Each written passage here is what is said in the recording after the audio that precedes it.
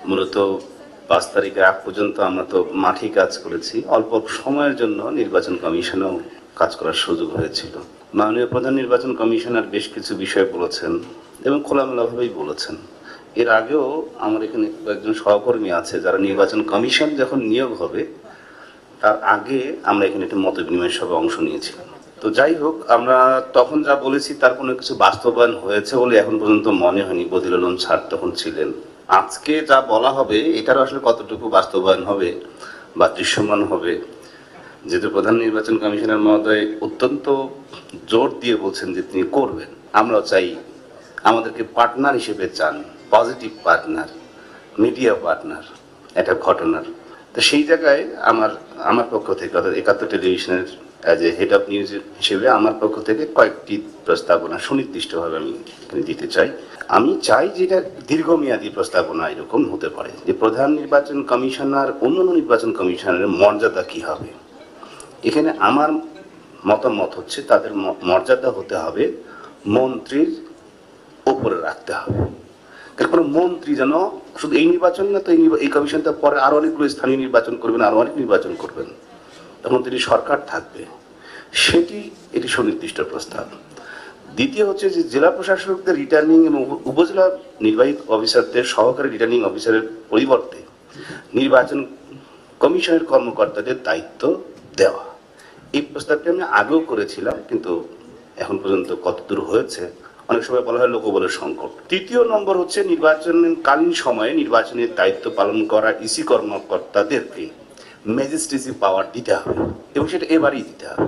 4 হচ্ছে সব ধরনের নির্বাচনে বিনা প্রতিদ্বন্দ্বিতা, অর্থাৎ ওই যে দিনের ভোট রাতে অথবা কি বলে যে 154 জন বিনা প্রতিদ্বন্দ্বিতায় কোথাও প্রার্থী পাওয়া গেল না, এরকম যদি কোনো নির্বাচন হয়, একাধিক প্রার্থী না থাকলে সেখানে তফসিল। এটা আজকের জন্য শুধু না, মানে আগামী জাতীয় নির্বাচনের জন্য, পরবর্তী নির্বাচনগুলোর জন্য। 5 নম্বর আমার কথা হচ্ছে মনোনয়ন, মানে যেটা যদিও রাজনৈতিক দলগুলোর সাথে ভবিষ্যতে মত বিনিময় হবে নির্বাচন কমিশনের, এই জন্য এটি একটি বড় পদ্ধতি রাজনৈতিক দলগুলো ব্যবহার করে যে একাধিক প্রার্থীকে মনোনয়ন দেওয়া হয়, যেটি মূলত অসুস্থ প্রতিযোগিতা শুরু হয় সেখান থেকে।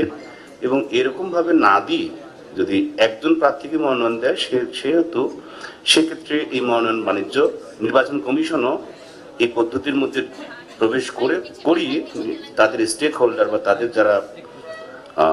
তাদের কাছে যারা নির্বাচন কমিশনের কাছে জবাবদিহিতা করতে বাধ্য যে রাজনৈতিক দলগুলো, সেটি কিন্তু তারা প্রতিপালন করতে বাধ্য হবে। 6 নম্বর হচ্ছে যে ভোট কেন্দ্রে, মানে কোনো ভোটার ভোট কেন্দ্রে না গেলেও তার ভোটটি অন্য কেউ, এটি যদিও প্রধান নির্বাচন কমিশনার মহোদয় নিশ্চিত করেছেন যেটি হবে না, তো সে বিষয়ে আমার বলার দরকার নেই।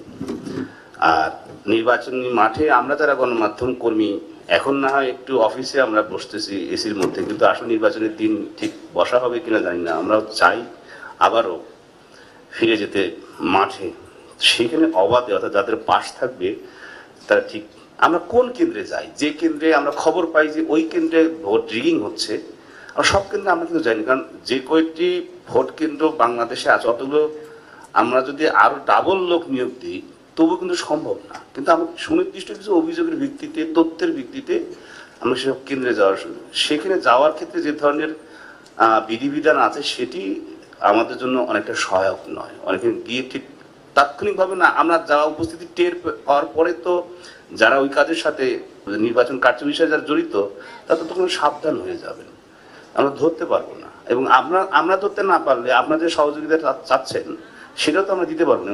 প্রধান নির্বাচন কমিশনার মহোদয় যেটা বললেন যে উনি ভালো নির্বাচন করতে, ভালো নির্বাচনের এটা করার ক্ষেত্রে যারা ব্যত্যয় সৃষ্টি করছে তাদেরকে তো আইডেন্টিফাই করতে হবে।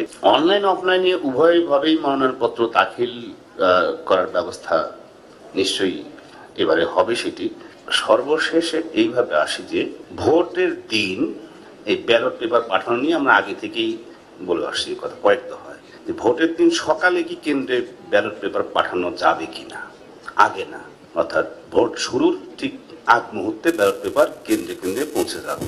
যদি এটি ইলেকশন রিফর্ম কমিশনও অনেক কথা বলছেন, রাজনৈতিক দলগুলো বলছেন যে ভোটের সংরক্ষিত নারী আসন, সেটি এখানে আজকে আলোচনার বিষয় নয়। একই রকম ভাবে সর্বশেষ আরো 4টা বিষয় বলবো, তার আগে শুধু একটু বুঝেছেন, নাগরিকদের যে কোনো অভিযোগ গ্রহণ এবং দ্রুত নিষ্পত্তির জন্য নির্বাচন কমিশন সচিবালয় ও মাঠ পর্যায়ে কার্যালয়ের অভিযোগে নিষ্পত্তি কেন্দ্র স্থাপন করবেন কিনা এবার। আর সিভিক এডুকেশন, ভোটার এডুকেশন কর্মসূচি এইসব আপনারা নিশ্চয়ই আমার থেকে ভালো বুঝেন। মাননীয় প্রধান নির্বাচন কমিশনার, আপনি বলছেন যে এআই ডিসইনফরমেশন, মিসইনফরমেশন এই শব্দটি বলছেন, যদিও আমাদের সাংবাদিকদের সম্পর্কে অনেক ধারণা আছে, অনেক টেলিভিশন সম্পর্কে অনেকভাবে পারসেপশন আছে।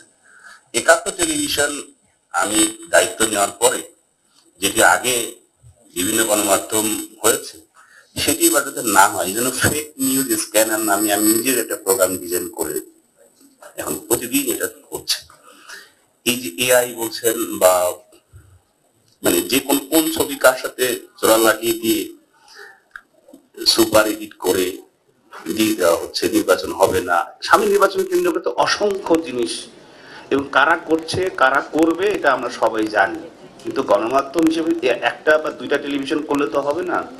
সকল গণমাধ্যমই যদি এই ধরনের কোনো কর্মকাণ্ডের মধ্যে যুক্ত হয়, তাহলে আসলে ডিসইনফরমেশন, এআই অথবা ষড়যন্ত্র, যেটি দিয়ে আসলে মূলত পুরো সিস্টেমটাকে অন্যদিকে নিতে পারে, সেই বিভ্রান্ত করতে পারে, সেরকম ব্যবস্থার জন্য এটি একটি আমাদের নিজস্ব দায়িত্ব।